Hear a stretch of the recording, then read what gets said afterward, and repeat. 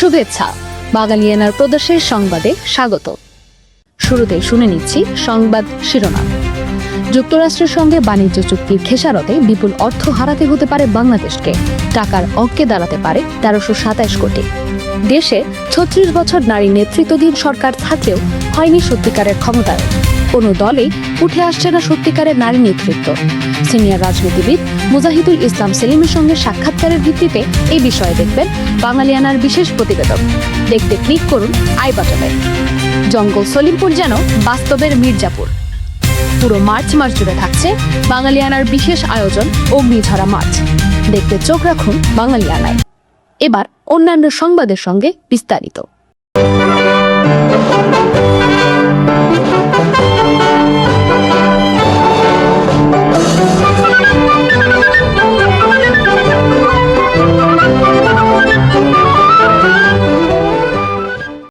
বাংলার ইতিহাসের সবচেয়ে রক্তাপ্লুত সময় মার্চ ১৯৭১। একই সঙ্গে এই মার্চই ইতিহাসের স্বর্ণোজ্জ্বল সময়। একদিকে মুক্তির আকাঙ্ক্ষায় বাংলার মানুষের গগন বিদারী উন্মাতাল স্লোগান, অন্যদিকে পাকিস্তানি হায়নার নৃশংস বর্বর গণহত্যার প্রস্তুতি। স্বাধীনতার নেশায় আসক্ত জাতিকে কি দাবিয়ে রাখা যায়? গণহত্যা, আগুন আর ধ্বংসের বধ্যভূমি থেকে বাংলার জনতা ফিনিক্স পাখির মতো উড়াল দিয়ে নীল আকাশে এঁকে দিল লাল সবুজ পতাকা। মুক্তির আকাঙ্ক্ষায় উদ্বেলিত জনতার সংগ্রামমুখর ঘটনাবহুল ১৯৭১-এর মার্চ নিয়ে বাঙালিয়ানার প্রতিদিনের আয়োজন রক্তস্নাত মার্চ। স্বাধীনতার ক্ষণগণনায় আজ ১০ই মার্চ ১৯৭১ বুধবার। আগের দিন পল্টন ময়দানে ন্যাপ প্রধান মাওলানা আব্দুল হামিদ খান ভাসানীর শেখ মুজিবের প্রতি পূর্ণ আস্থা ও সমর্থনের প্রতিফলন দেখা যায় বামপন্থীদের মাঝে। স্বাধীনতা সংগ্রামে বামপন্থীদের অংশগ্রহণ আরও শক্তিশালী হয়। শেখ মুজিবুর রহমান ঘোষিত অসহযোগ আন্দোলনের কর্মসূচি অনুযায়ী ১০ম দিনেও সচিবালয় সহ সারা দেশে সকল সরকারি ও আধা সরকারি অফিস, হাইকোর্ট, জেলা কোর্ট প্রভৃতিতে সর্বাত্মক হরতাল পালিত হয়। ঘরে ঘরে লাল সবুজের মানচিত্র খচিত স্বাধীন বাংলার পতাকা উঠতে থাকে। এদিন রাজারবাগ পুলিশ লাইন, বিভিন্ন থানা ভবন, হাইকোর্ট, এমনকি প্রধান বিচারপতির বাসভবনেও এ পতাকা উঠতে দেখা যায়। সকালে শেখ মুজিবুর রহমান স্বীয় বাসভবনে একদল বিদেশি সাংবাদিকের সাথে সাক্ষাৎকার বৈঠকে মিলিত হন। এ সময় তিনি বলেন, ৭ কোটি বাঙালি আজ নিজেদের অধিকার সম্পর্কে অত্যন্ত সচেতন। যে কোনো মূল্যে তারা এই অধিকার আদায়ে দৃঢ় সংকল্পবদ্ধ। তিনি বলেন, বাঙালি অনেক রক্ত দিয়েছে, এবার আমরা এই রক্ত দেওয়ার পালা শেষ করতে চাই। বিকেলে ওয়ালিপন্থী ন্যাপের উদ্যোগে শোষণমুক্ত স্বাধীন বাংলার দাবিতে ঢাকা নিউ মার্কেট এলাকায় পথসভা অনুষ্ঠিত হয়। সভায় অধ্যাপক মোজাফফর আহমেদ সভাপতিত্ব করেন। নিউ ইয়র্কে প্রবাসী বাঙালি ছাত্ররা জাতিসংঘ সদর দপ্তরের সামনে বিক্ষোভ প্রদর্শন করে। ছাত্ররা নিরস্ত্র বাঙালি হত্যা বিষয়ে জাতিসংঘের হস্তক্ষেপ দাবি করে মহাসচিব হান্টের কাছে স্মারকলিপি পেশ করে। সকালে ঢাকা বিশ্ববিদ্যালয়ের সার্জন জহুরুল হক হল প্রাঙ্গণে কেন্দ্রীয় ছাত্রলীগের উদ্যোগে এক কর্মী সভা অনুষ্ঠিত হয়। ওই কর্মী সভায় ছাত্রলীগ ও ডাকসু নেতৃবৃন্দ স্বাক্ষরিত স্বাধীন বাংলাদেশ ছাত্র সংগ্রাম পরিষদের এক বিবৃতিতে বাঙালি সৈন্য, ইপিআর ও পুলিশ বাহিনীর সদস্যদের প্রতি পাকিস্তানি উপনিবেশবাদী সরকারের সাথে সহযোগিতা না করার আবেদন জানানো হয়।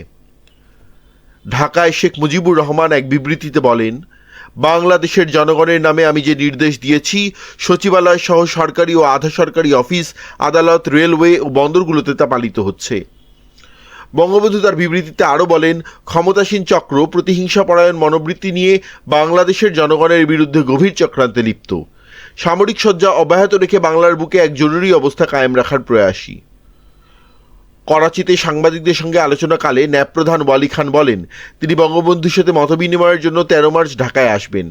তিনি সাংবাদিকদের বলেন, ক্ষমতা যাতে হস্তান্তর করা যায় সেজন্য আগে আমাদের শাসনতন্ত্র প্রণয়নের চেষ্টা করতে হবে। নারায়ণগঞ্জ কারাগার থেকে ৪০ জন বন্দী পলায়ন করে। অসহযোগ আন্দোলনের শুরু থেকে বেতার, টেলিভিশন, চলচ্চিত্র সব মাধ্যমের শিল্পীরাই আন্দোলনের সঙ্গে নিজেদের যুক্ত রেখেছিলেন। এদের বিক্ষুব্ধ শিল্পী সমাজের ব্যানারে তারা এক বিক্ষোভ মিছিল বের করেন। এদিন পাকিস্তানি জান্তা নিয়ন্ত্রিত বাংলা সংবাদপত্র দৈনিক পাকিস্তান নির্বাচিত প্রতিনিধিদের হাতে ক্ষমতা হস্তান্তরের আহ্বান জানিয়ে দ্বিতীয় দিনের মতো সম্পাদকীয় প্রকাশ করে, যার শিরোনাম ছিল আর দেরি নয়।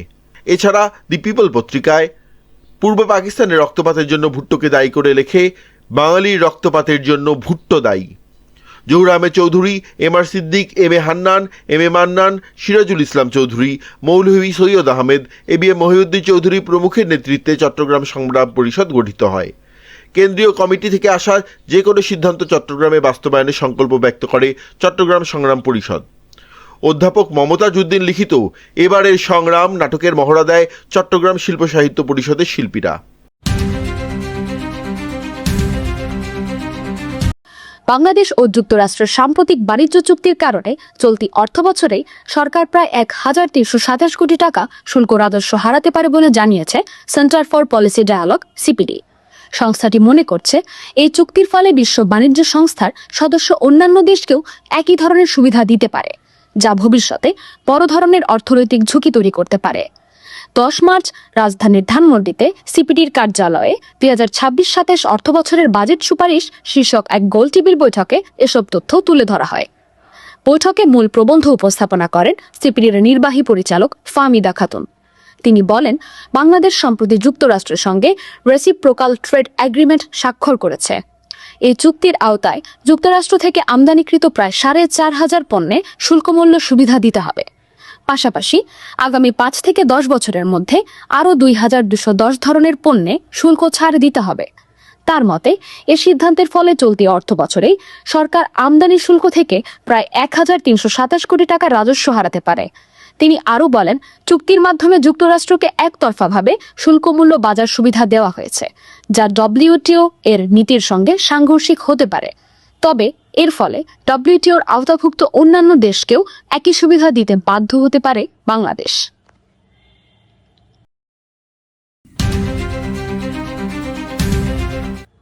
আওয়ামী লীগের কারাবন্দী একজন সাবেক রাজনীতিককে জামিনে মুক্তি পাইয়ে দেওয়ার জন্য তার পরিবারের কাছে ১ কোটি টাকা চেয়েছিলেন আন্তর্জাতিক অপরাধ ট্রাইব্যুনালের একজন প্রসিকিউটর। হোয়াটসঅ্যাপ কথোপকথনের একাধিক অডিও রেকর্ডিংয়ে এমন তথ্য পাওয়া গেছে। রেকর্ডিংগুলো সংগ্রহ করেছে প্রথম আলো ও নেত্র নিউজ। রেকর্ডিংগুলোয় চট্টগ্রাম ৬ আসনে আওয়ামী লীগের সাবেক সংসদ সদস্য ABM ফজলে করিম চৌধুরীর বিরুদ্ধে করা মামলায় দায়িত্বপ্রাপ্ত প্রসিকিউটরদের একজনের কথোপকথন রয়েছে। এই প্রসিকিউটরের নাম মোহাম্মদ সাইমুম রেজা তালুকদার। জামিনের বিষয়ে তিনি ABM ফজলে করিম চৌধুরীর পরিবারের সদস্যদের সঙ্গে বিভিন্ন সময় কথা বলেছেন। রেকর্ড করা হোয়াটসঅ্যাপ কলগুলোর একটিতে ফজলে করিম চৌধুরীর পরিবারের এক সদস্যকে আগের একটি আলাপের কথা স্মরণ করিয়ে দিয়ে সাইমুম রেজা তালুকদারকে বলতে শোনা যায়, শেষ পর্যন্ত তিনি যদি ফজলে করিম চৌধুরীকে বের করতে পারেন, তখন একটি বেশ ভালো অ্যামাউন্টের বিষয় থাকবে। তিনি বলেন, আমি 1 crore কথা বলেছিলাম। ১ কোটি টাকা থেকে সাইমুম রেজা তালুকদার অগ্রিম ১০ লাখ টাকা দেওয়ার জন্যও বলেন। তিনি বলেন, যদি ১০ লাখের মতো অগ্রিম দেওয়া যায় তাহলে খুবই ভালো হয়, নগদে। ফজলে করিম চৌধুরীর পরিবারের একজন সদস্য জানান, তাদের পরিবারের পক্ষ থেকে নতুন আইনমন্ত্রী মোহাম্মদ আসাদুজ্জামানকে সাইমুম রেজা তালুকদারের কথোপকথনের কয়েকটি রেকর্ডিং দেওয়া হয়। এরপর ফজলে করিম চৌধুরীর পরিবারকে সাইমুম রেজা তালুকদার বলেন যে মন্ত্রী তাকে গ্রেপ্তারের হুমকি দিয়েছেন। সাইমুম রেজা তালুকদার পেশায় একজন শিক্ষক ছিলেন। তিনি একটি বেসরকারি বিশ্ববিদ্যালয়ে জ্যেষ্ঠ প্রভাষক হিসেবে দায়িত্ব পালন করেছেন। তিনি ঢাকার নাগরিক সমাজে পরিচিত মুখ। ইন্টারনেট গভর্নেন্স ও সিকিউরিটি বিশেষজ্ঞ হলেও আইসিটিতে নিয়োগ পাওয়ার আগে তার মামলা পরিচালনার অভিজ্ঞতা খুব কম ছিল। একই কথোপকথনের সময় সাইমুম রেজা মামলার বিষয়ে প্রসিকিউশনের ভেতরের সভাগুলো নিয়ে আলোচনা করেন। তিনি ইঙ্গিত দেন যে তদন্তকারীরা প্রমাণ খুঁজে পেতে হিমশিম খাচ্ছেন। যেহেতু পুলিশ কিছুই পাচ্ছে না, এখন বড় বড় কয়েকজন দিয়ে ওরা এটা করতে চায়। অবশ্যই তারা তাকে ফাঁসাতে চায়, ফজলে করিম সাহেবকে ফাঁসাতে চায়। গত বছরের 18 ডিসেম্বর ফজলে করিমের পরিবারের সদস্যরা ট্রাইব্যুনালের তৎকালীন প্রধান প্রসিকিউটর তাজুল ইসলামের সঙ্গে দেখা করেন এবং অর্থ চাওয়ার অভিযোগের বিষয়টি জানান। পরিবারের সদস্যদের দাবি, 10 ডিসেম্বরের কথোপকথনের সেই রেকর্ডিংটি তারা তাজুল ইসলামকে শুনিয়েছিলেন, তবে তাকে কোনো কপি দেননি। এরপর সাইমুম রেজাকে ফজলে করিমের মামলা থেকে সরিয়ে দেওয়া হয়, যদিও তিনি ট্রাইব্যুনালের প্রসিকিউটর হিসেবে কর্মরত রয়ে যান।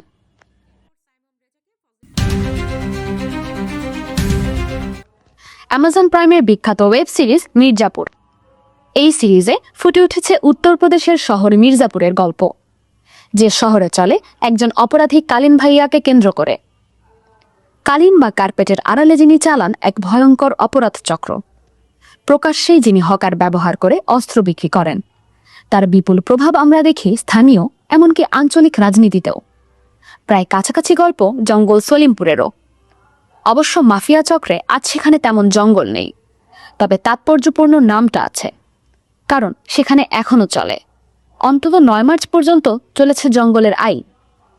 90-এর দশকে সন্ত্রাসী আলী আক্কাস জঙ্গল সলিমপুরে পাহাড় কেটে বসতি শুরু করেন। দখল ধরে রাখতে গড়ে তোলেন নিজস্ব বাহিনী। এলাকাটি দুর্গম পাহাড়ি হওয়ায় আইন শৃঙ্খলা রক্ষাকারী বাহিনী সেখানে যেতে পারত না। এই সুযোগে নিম্ন আয়ের লোকজনের কাছে পাহাড়ি খাস জায়গা বিক্রি শুরু করে আক্কাসের বাহিনী। প্লট বিক্রির টাকা ও পাহাড় দখল নিয়ে একসময় বাহিনীর মধ্যে দ্বন্দ্ব শুরু হয়েছিল। এরই মধ্যে রজবের সঙ্গে বন্দুকযুদ্ধে মারা যান আক্কাস।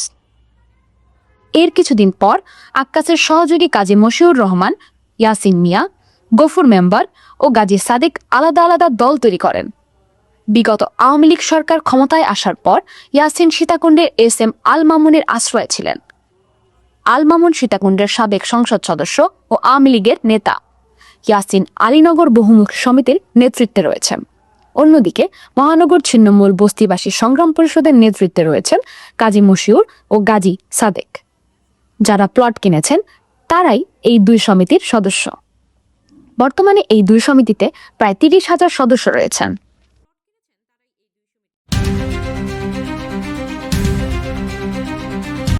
চট্টগ্রামের সীতাকুণ্ডের জঙ্গল সলিমপুর এলাকায় যৌথ বাহিনীর বিশেষ অভিযানে আরও বিপুল পরিমাণের অস্ত্র গোলাবারুদ উদ্ধার এবং 22 জনকে গ্রেফতারের কথা জানিয়েছে পুলিশ। 10 মার্চ বেলা 1টার দিকে নগরের খুলশীতে পুলিশের চট্টগ্রাম রেঞ্জের ডিআইজি কার্যালয়ে সংবাদ সম্মেলন করে এ তথ্য জানানো হয়। ডিআইজি বলেন, জঙ্গল সলিমপুরের ওয়াচ টাওয়ারের ব্যবহার করে অপরাধীরা আইনশৃঙ্খলা রক্ষাকারী বাহিনীর গমনাগমন পর্যবেক্ষণ করত। বিশেষ করে জঙ্গল সলিমপুরে আলীনগরের বিভিন্ন প্রবেশপথ ও পাহাড়ের চূড়ায় ওয়াচ টাওয়ারগুলো রয়েছে। অভিযানে সেসব ওয়াচ টাওয়ারগুলোর কার্যক্রম ভেঙে দেওয়া হয়েছে। এছাড়া বিভিন্ন পাহাড়ে অবস্থিত সন্ত্রাসীদের আস্তানা ও অস্ত্র তৈরির কারখানা সহ অপরাধমূলক কর্মকাণ্ডের নেটওয়ার্ক ধ্বংস করে দেওয়া হয়েছে। এলাকাটিতে অপরাধীরা যাতে পুনরায় সংগঠিত হতে না পারে সেই জন্য অস্থায়ী ক্যাম্প স্থাপনের কথা জানান ডিআইজি।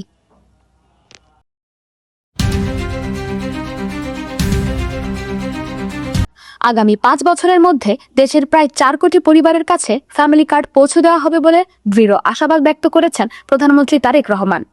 তিনি বলেন, রাজধানীর করাই, ভাসানটেক ও সাততলা এলাকায় প্রাথমিকভাবে 15,000 নারীকে ফ্যামিলি কার্ডের সুবিধার আওতায় আনা হয়েছে। 10 মার্চ রাজধানীর বনানীর করাইল বস্তি সংলগ্ন টি&টি খেলার মাঠে ফ্যামিলি কার্ড কর্মসূচির উদ্বোধনী অনুষ্ঠান তারেক রহমান এসব কথা বলেন। প্রধানমন্ত্রী 17টি পরিবারের হাতে প্রতীকী ফ্যামিলি কার্ড তুলে দেন। পরে মঞ্চে স্থাপিত ল্যাপটপের মাধ্যমে সবুজ বাটন চেপে উপকারভোগীদের মোবাইল ফোনে প্রথম মাসের ভাতার টাকা পাঠিয়ে দেন তিনি।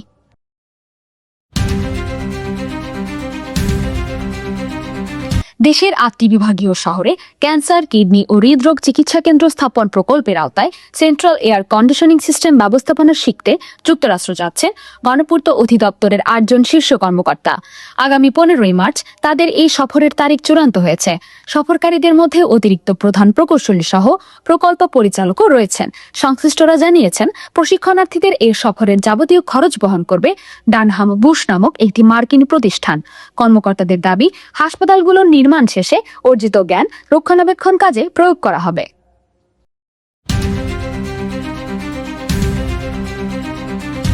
আসন্ন নির্বাচনকে কেন্দ্র করে আইন শৃঙ্খলা পরিস্থিতি নিয়ন্ত্রণে রাখতে পশ্চিমবঙ্গে পুরোদমে শুরু হয়েছে কেন্দ্রীয় বাহিনীর টহলদারি বা রুট মার্চ।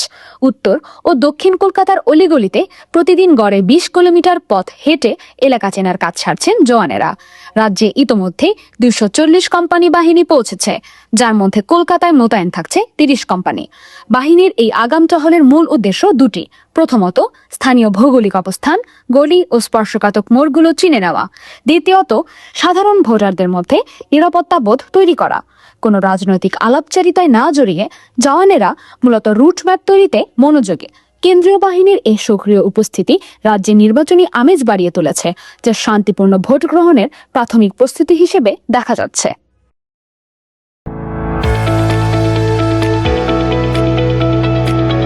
এবার শুনে নিচ্ছি বাঙালিয়ানা বাণিজ্য সংবাদ। বৈশ্বিক অর্থনৈতিক পরিস্থিতি ও বিভিন্ন সংকট বিবেচনা নিয়েই সরকার দেশের সামগ্রিক অর্থনৈতিক কার্যক্রম পরিচালনা করছে বলে জানিয়েছেন অর্থমন্ত্রী আমির খসরু মাহমুদ চৌধুরী। তিনি বলেন, বিশ্বের যুদ্ধসহ বিভিন্ন কারণে যে অর্থনৈতিক চ্যালেঞ্জ তৈরি হয়েছে সেগুলো এড়িয়ে যাওয়ার কোনো সুযোগ নেই। তাই এসব বাস্তবতা বিবেচনা নিয়েই সরকারের বর্তমান কর্মকাণ্ড ও ভবিষ্যৎ অর্থনৈতিক প্রক্ষেপণ নির্ধারণ করা হচ্ছে। সরকার ব্যয়ের ক্ষেত্রে কৃচ্ছতার নীতি অব্যাহত রাখবে কিনা এক সাংবাদিকের এমন প্রশ্নের জবাবে তিনি বলেন, সকল মন্ত্রণালয়কে পরিস্থিতি অনুযায়ী কর্মসূচি সাজাতে বলা হয়েছে। আগামী বাজেটেও হবে পরিস্থিতি বিবেচনায়।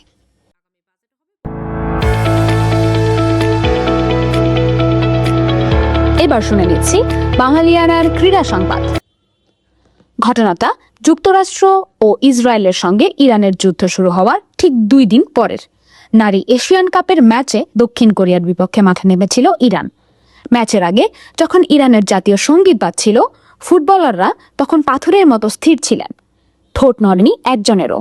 অনেকেই মনে করেছেন এটি ইরানের বর্তমান শাসকদের বিরুদ্ধে নারী ফুটবল দলের প্রতিবাদ। এই ঘটনা ইরানের তীব্র প্রতিক্রিয়া সৃষ্টি করে, যা নারী ফুটবলারদের ঠেলে দেয় চরম অনিশ্চয়তার মুখে। ইরানের রাষ্ট্রীয় টেলিভিশনে সরাসরি তাদের বিশ্বাসঘাতক তমকাও দেওয়া হয়। পরবর্তী সময়ে এশিয়ান কাপে খেলতে অস্ট্রেলিয়ায় যাওয়া ইরানের নারী ফুটবল দলের 5 খেলোয়াড় মঙ্গলবার সেখানে আশ্রয়ের প্রার্থনা করেন। নিজেদের নিরাপত্তা নিয়ে শঙ্কা থেকেই এই সিদ্ধান্ত নেন তারা। খেলোয়াড়দের এই আবেদন মেনে নিয়ে অস্ট্রেলিয়া সরকার তাদের আশ্রয় দেওয়ার সিদ্ধান্তও নিয়েছে। বাঙালিয়ানার প্রদর্শন সংবাদ শেষ হলো। ধন্যবাদ।